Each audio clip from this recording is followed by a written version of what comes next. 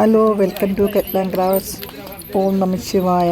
ഇന്നൊരു പ്രത്യേക എനർജിയിലാണ് ഞാൻ ഇന്ന് ഈ വീഡിയോ ഇടുന്നത്. ഞാൻ ജമ്മുവിൽ എപ്പോൾ വന്നാലും ഇവിടുത്തെ കോൺസ്റ്റബിൾസൊക്കെ പറയാറുണ്ട്, മാഡം നമുക്ക് ശിവകോടി പോകാമെന്ന്. പക്ഷെ എന്തെങ്കിലുമൊക്കെ തടസ്സങ്ങൾ കാരണം പോവാറേ ഇല്ല. അപ്പോൾ ഈ പ്രാവശ്യം എനിക്ക് രണ്ട് ഓപ്പറേഷനൊക്കെ കഴിഞ്ഞിട്ട് ഞാൻ റെസ്റ്റിലാണ്. അപ്പോൾ ഇവിടെ വന്നു കഴിഞ്ഞപ്പോൾ അവർ പറഞ്ഞു, മാഡം ഞങ്ങൾ മാഡത്തിന് വേണ്ടി പറഞ്ഞിട്ടുണ്ട്, നമുക്ക് പോകാമെന്ന് പറഞ്ഞു. അങ്ങനെ ശരി നമുക്ക് പോകാമെന്ന് ചോദിച്ചു. ഞങ്ങൾ ചോദിച്ചപ്പോൾ 1 മണിക്കൂറത്തെ യാത്രയേ ഉള്ളൂ എന്നൊക്കെ പറഞ്ഞത്. പക്ഷേ വണ്ടിയിൽ നമ്മൾ ഹെയർ പിൻ വളവാണ്. പിന്നെ ശരിക്കും ഇവിടുന്ന് ബൈ റോഡ് പോവുകയാണെങ്കിൽ 3 hours 3 minutes ഉണ്ട്. പക്ഷേ എനിക്ക് ആ പോകുന്ന വഴിക്ക് ഈ ഹെയർ പിൻ്റെ ആ ഒരു ചുരത്തിൻ്റെ ഒരു ഇത് വന്നിട്ട് വോമിറ്റിംഗ് ഒക്കെ ചെയ്തു. ഞാനങ്ങ് ടയേർഡായിപ്പോയി. ശരിക്കും ഞങ്ങൾ അവിടെ നിന്ന് ചെന്നിട്ട് ഞാൻ നടന്നു കയറാമെന്നൊക്കെ വിചാരിച്ചിരുന്നതാണ്. പക്ഷേ എന്ത് പറ്റിയെന്ന് വെച്ച് കഴിഞ്ഞാൽ എനിക്കവിടെ ചെന്നപ്പോഴത്തെ ടയേർഡായി. പിന്നെ മമ്മിക്കൊട്ട് കയറാനും പറ്റത്തില്ല. അപ്പം ഞങ്ങളങ്ങനെ പാലക്കയിലും ഞാനും മമ്മിയും അങ്ങനെ ചെയ്തു. പക്ഷേ ചേട്ടനും അവർ രണ്ടുപേരും നടന്നു വരുവാണ്. ചേട്ടൻ പറഞ്ഞാൽ നടന്നു തന്നെ കയറിക്കോളാം എന്ന് പറഞ്ഞു. നടന്നു പോകാനുള്ളതേ ഉള്ളൂ ശരിക്കും. പക്ഷേ അങ്ങനെയല്ല, കയറ്റമാണ്, ഭയങ്കര കയറ്റവും ഇറക്കും. മലയാണ്, ഭയങ്കര വലിയ മലകൾ. പിന്നെ നമുക്ക് എല്ലാവരും പറയുന്ന കാര്യം കാണേണ്ട ഒരു കാഴ്ചയത്. എനിക്ക് ശരിക്കും കാറിൽ പോയപ്പം എനിക്ക് സത്യം പറഞ്ഞാൽ അവരോട് ദേഷ്യമുണ്ട്, ഇത്രയും ദൂരെ എന്തിനാണ് വന്നതെന്നൊക്കെ ഞാൻ ചിന്തിച്ചു പോയായിരുന്നു.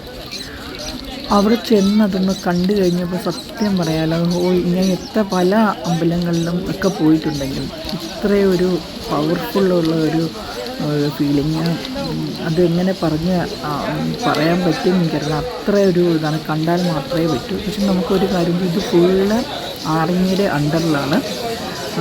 പിന്നെ അതുകൊണ്ട് എല്ലാം ചെക്ക് ചെയ്തിട്ട് കെട്ടിവിടത്തുള്ളൂ. പിന്നെ അമ്പലം എന്ന് പറഞ്ഞാൽ ഇത് ഗുഹയാണ്, പാറയ്ക്കുള്ളിലാണ് ഇത്.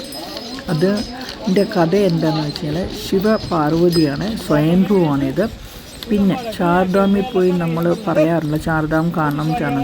പക്ഷേ അത് ഇവിടെ ഈ ഒരു അമ്പലത്തിൽ പോയി കഴിഞ്ഞ് കഴിഞ്ഞാൽ നമുക്ക് എല്ലാ പുണ്യം കൂടി കിട്ടുന്ന 4 പോകുന്നതിൻ്റെ ഇവിടെ വന്ന് കണ്ടാൽ മതി എന്നാണ് ഇവിടുത്തെ വിശ്വാസം. ഇത് ജമ്മുവിലെ റിയാസി ജില്ലയിലെ റിയാസി പട്ടണത്തിനടുത്തുള്ള പുനിയിലെ സംഘഗ്രാമത്തിൽ സ്ഥിതി ചെയ്യുന്ന ക്ഷേത്രമാണ്. ഒരിക്കൽ ശിവഭഗവാന് അസുരനായ ഭസ്മാസുരനൊരു അനുഗ്രഹം കൊടുത്തു. ആരെയും തലയിൽ കൈവച്ച് കൊല്ലാൻ കഴിയും എന്നൊരു അനുഗ്രഹം.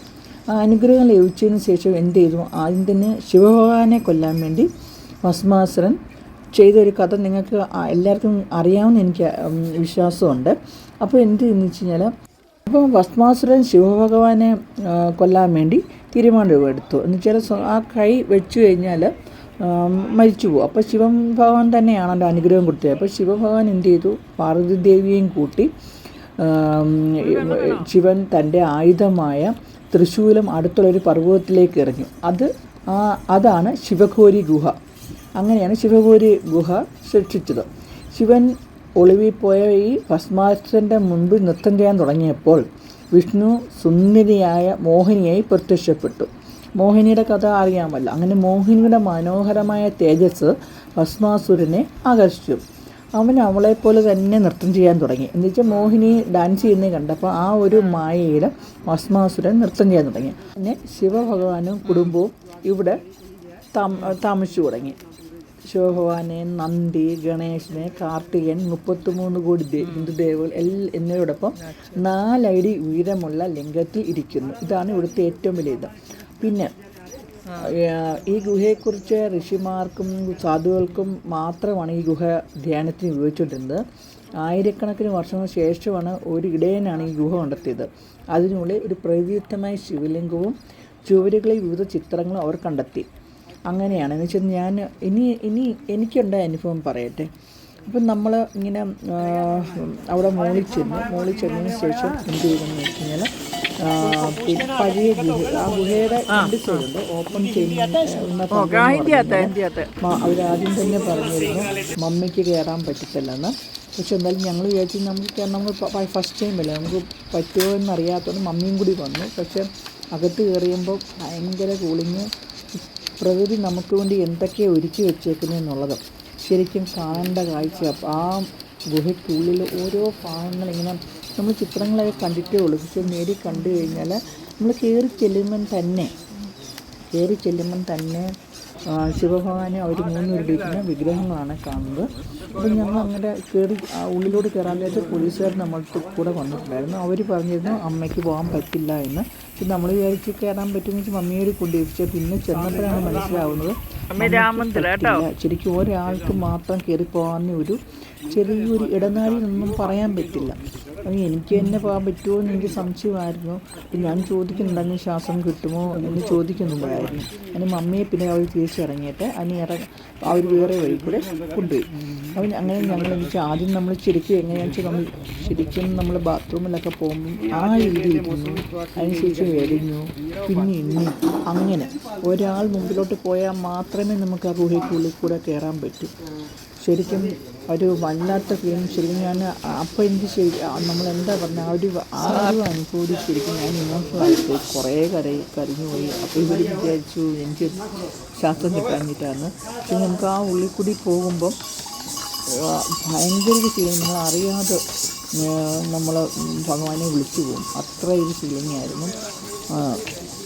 ഇതിൽ കൂടി നമുക്ക് 25 മിനിറ്റ് നടക്കണം. അത് ഒരാൾ മുൻപിൽ പോകുന്നവരുടെ അവസ്ഥ പോലെ ഇരിക്കും. മുൻപിൽ പോകുന്നവർ പയ്യെ നിരങ്ങി ഇരുന്ന് എണ്ണിട്ട് ശരിക്കും നമ്മൾ അതിനകത്തൂടെ എങ്ങനെയാണ് ചിലത് നമുക്ക് എണ്ണിട്ട് കഴിഞ്ഞാൽ നമ്മൾ ശരിക്കും മലയിൽ നമ്മൾ പ്രസ് ചെയ്തിട്ട് ബാക്ക് വെച്ചിട്ട് ശരിക്കും എന്താ പറയുന്നത് ഇങ്ങനെ മുൻപിൽ നിൽക്കുന്ന പാറകളായിരിക്കും. അതിൽ നിന്നൊക്കെ ഇറങ്ങി കയറി അങ്ങനെ വരുമ്പോഴാണ് ഭഗവാന്റെ സ്വയംഭൂവായിട്ടുള്ള രൂപം. അവിടെ അർദ്ധനാരീശ്വരനാണ്. അവർ നമുക്ക് കണ്ട് വഴി നാച്ചുറലാണ്, നിങ്ങളാരും ഉണ്ടാക്കിയ കാര്യങ്ങളല്ല. മലയുടെ ആ ഭഗവാന്റെ രൂപത്തിൻ്റെ മുകളിൽ ഗംഗയിൽ ഓരോ സെക്കൻഡിൽ ഓരോ തുള്ളിയായിട്ട് ഗംഗയിൽ നിന്ന് മുകളിൽ നിന്ന് വെള്ളം വീഴും. അതൊക്കെ നാച്ചുറലാണ്, ആരും ഉണ്ടാക്കിയില്ലാന്ന് ഞാനത് കണ്ടുകൊണ്ടാണ് ഈ പറയുന്നത്. പിന്നെ മലയിൽ ഓരോ ഭാഗത്തും ഓരോരോ രൂപങ്ങളായിട്ട് ഇങ്ങനെ നമുക്ക് ഒരു ടോർച്ച് അടിച്ചാലേ നമുക്ക് കാണാൻ പറ്റും.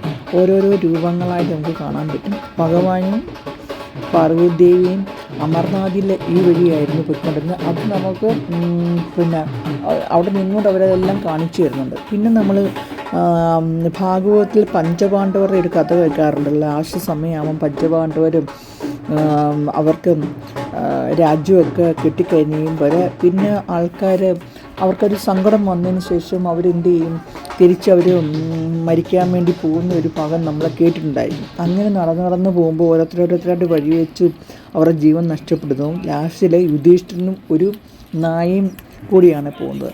ആ യുധിഷ്ഠിരന് അങ്ങനെ നടന്നൊരു ഗുഹയിലെത്തിക്കഴിഞ്ഞിട്ട് യുധിഷ്ഠിരൻ അപ്രത്യക്ഷമായെന്നാണ് പറയുന്നത്. ഇതാണ് ആ ഗുഹയും കൂടിയാണിത്. ഭഗവാൻ ഒരു സൈഡിലിരിക്കുന്നു, യുധിഷ്ഠിരൻ ഇങ്ങനെ നടന്ന് പടി കയറി പോകുമ്പോൾ മുകളിലൊരു ഗുഹ, ഒരു ഓപ്പൺ പോലെ, അതൊന്നും നമുക്ക് അവിടെ നിന്ന് കാണാനേ പറ്റൂ. അങ്ങനെ യുധിഷ്ഠിരൻ സ്വർഗ്ഗത്തിൽ പോയി എന്നാണ് അവിടുത്തെ വിശ്വാസം. അത് അവിടെ നിന്നുകൊണ്ട് നമുക്ക് ഇതെല്ലാം കാണാം. അവിടെ ചെന്ന് ഇത് കാണണം. അത് എല്ലാ മതക്കാർക്കും പോകാൻ പറ്റും, അങ്ങനെ ഒന്നുമില്ല. ശരിക്കും ഇത് നിങ്ങൾ വേറെ ഹിന്ദു വിശ്വാസമൊന്നും ചിന്തിക്കരുത്. എല്ലാവർക്കും ഞാൻ പറഞ്ഞ പ്രകൃതി നമുക്ക് അനുവദിച്ചു തന്നേക്കുന്ന ഇത്രയും സൗന്ദര്യം നമ്മൾ ആസ്വദിക്കുക തന്നെ വേണം. അത്ര രസമുണ്ട്. ഞാൻ പറഞ്ഞ എനിക്കത് ഇപ്പോഴും ആ ഒരു എനർജിയിലാണ് ഞങ്ങളിരിക്കുന്നത്. ശരിക്കും ഇതൊക്കെ ഒരു ഭയങ്കര ഭാഗ്യമാണ്. അതുകൊണ്ട് എല്ലാവരും വന്ന് കാണണം.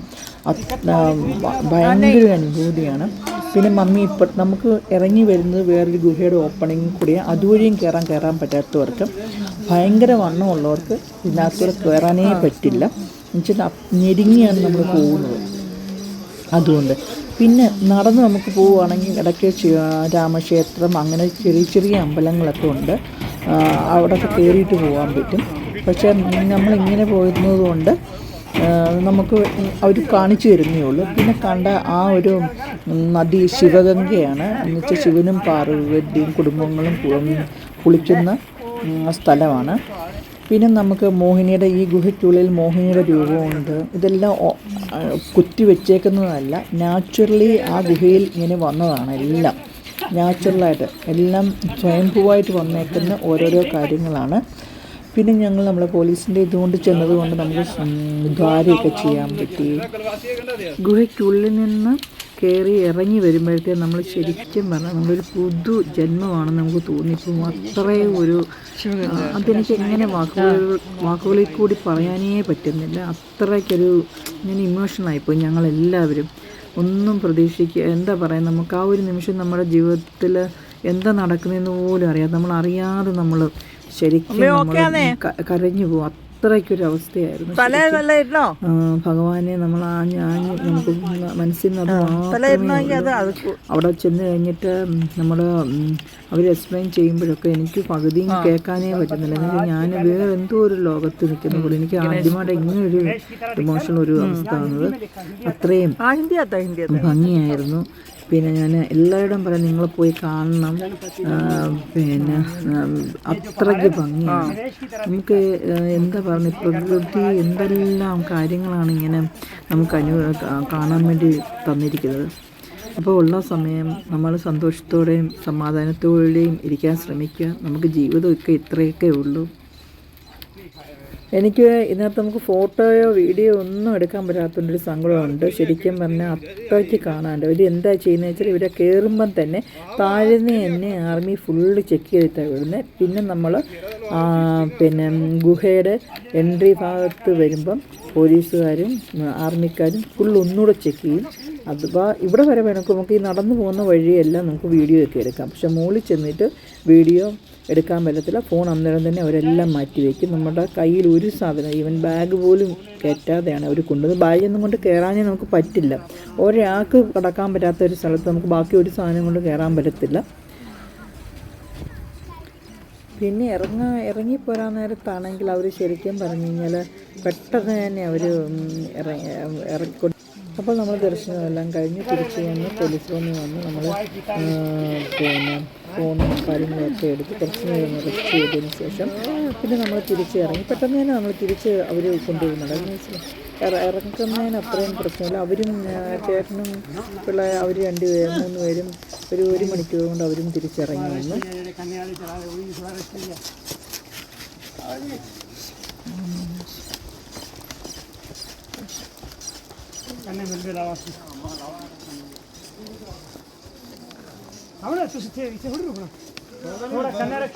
ഞാൻ മമ്മിയുടെ ഇത് ശരിയാക്കി തരാം കേട്ടോ.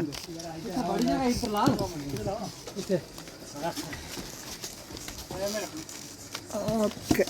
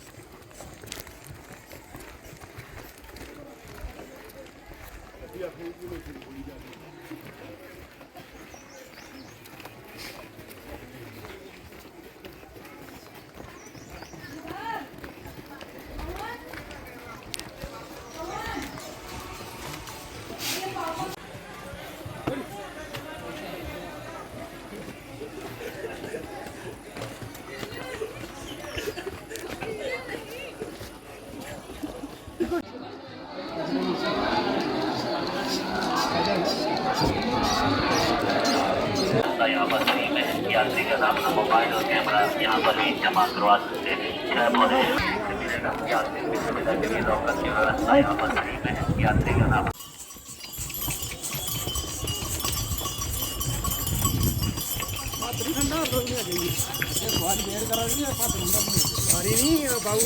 थोड़ा आगे नापने रुको मैं बाबू कन्ने लेके चले हाँ इतना है 4.5 रखो ना नापने आ गए हैं बाबू कन्ने लेके जाए राशि के 500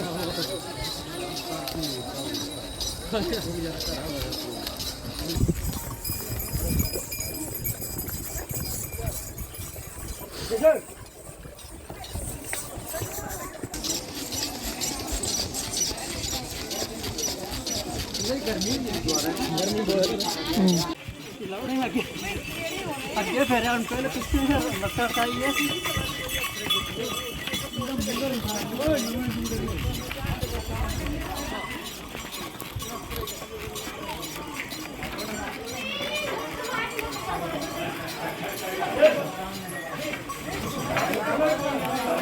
चले गए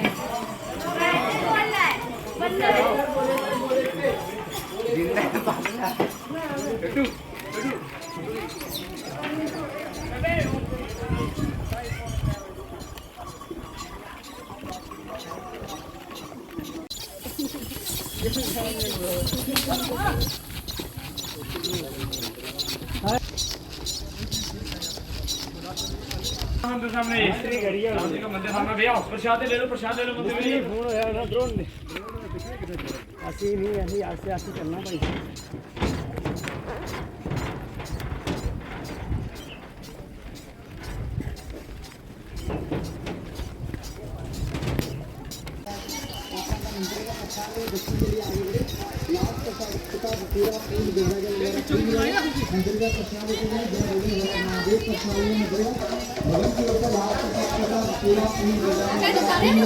मंदिर का प्रसाद लेके गए जय बोले हरे महादेव प्रसाद भवन की ओर से लास्ट प्रसाद स्नान बोल दो अपना अपना मंदिर का प्रसाद ले दर्शन के लिए आगे बढ़े प्रसाद तीसरा लास्ट मंदिर का प्रसाद लेके जाए जय बोले हरे महादेव जो भी यात्री भवन की ओर जा रहे हैं प्रसाद लेके जाए श्राइन बोर्ड के अपना अपना मंदिर का प्रसाद ले दर्शन के लिए आगे बढ़े मंदिर का प्रसाद लेके जाए जय बोले हरे महादेव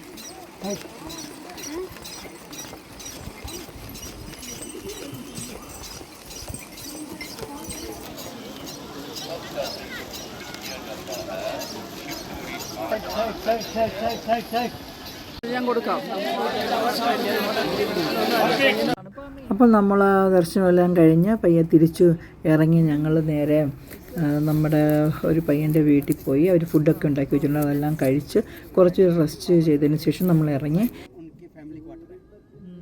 ഇതാണ് ചേനാബ് നദി.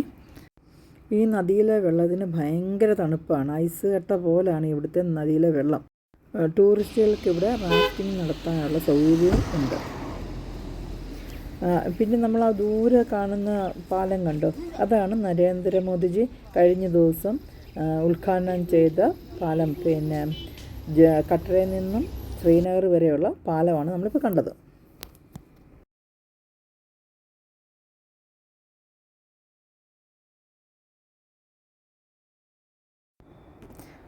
നമ്മൾ തിരിച്ച് വന്നത് കട്ടറ വഴിയാണ്. അപ്പോൾ ദൂരെ കാണുന്ന ആ മല കണ്ടോ, അതാണ് വൈഷ്ണോദേവി ടെമ്പിള്. പിന്നെ നമ്മൾ ആ നടന്നു പോകുന്ന ഭാഗങ്ങളാണ്, ഹെലികോപ്റ്റർ വഴി പോകുന്ന ഭാഗമല്ല, നടന്നു പോകുന്ന ഭാഗമാണ് ആ കാണുന്നത്. പിന്നെ എനിക്ക് കാര്യം പറയാനുള്ളത്, ഇത്ര ഡെവലപ്പായ ഒരു സ്ഥലം എനിക്ക് കണ്ടിട്ടില്ല. ജമ്മു ഓരോ ദിവസവും റോഡ് എന്തോ വികസനമാണെന്നറിയാമോ, കാണേണ്ട കാര്യം. നമ്മുടെ നാട്ടിലെ റോഡ് പോലൊന്നും അല്ല, ഭയങ്കര ഉള്ളിൽ പോലും ചെന്നിപ്പോൾ ഉൾഗ്രാമങ്ങളിലും ഞങ്ങൾ അവിടെ എല്ലാം റോഡുകൾ ഭയങ്കര ടൂറിസത്തിന് അത്ര ഡെവലപ്പായിക്കൊണ്ടിരിക്കുന്ന ഒരു സ്ഥലമാണ്. അപ്പോൾ നമുക്ക് വീണ്ടും കാണാം വേറൊരു വീഡിയോയുമായിട്ട്. അപ്പോൾ ഇന്ന് നല്ലൊരു ദിവസമായിരുന്നു. ശരിക്കും ഞങ്ങൾ പ്രതീക്ഷിക്കാത്ത ഒത്തിരി കാര്യങ്ങൾ നമ്മുടെ ജീവിതത്തിൽ നടന്നു. അങ്ങനെ സന്തോഷവും സമാധാനവും എല്ലാവർക്കും ഉണ്ടാകട്ടെ എന്ന് പ്രാർത്ഥിച്ചുകൊണ്ട് നിർത്തുന്നു.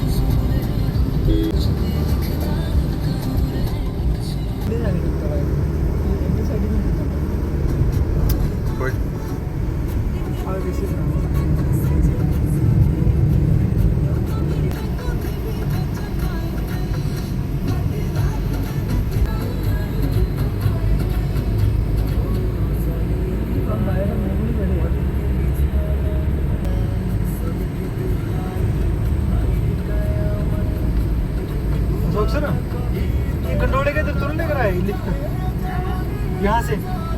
हाँ यहाँ से कर रहे हैं गंडोले का। हाँ यहाँ से सर लिफ्ट लग रही है सीधी रोप पे प्रोजेक्ट चल पड़ा है काफी दिन।